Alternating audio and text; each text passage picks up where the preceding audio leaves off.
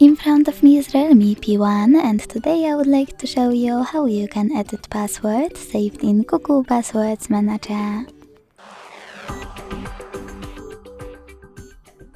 Begin by opening Settings and scrolling all the way down to hit Google. Now tap on All Services to scroll again and tap on Autofill with Google here.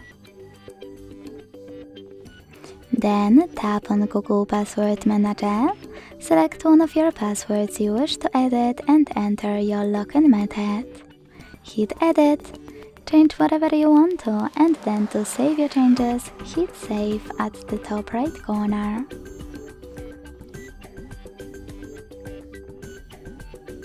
Thanks so much for watching. If you enjoyed this video, leave a like, comment and subscribe.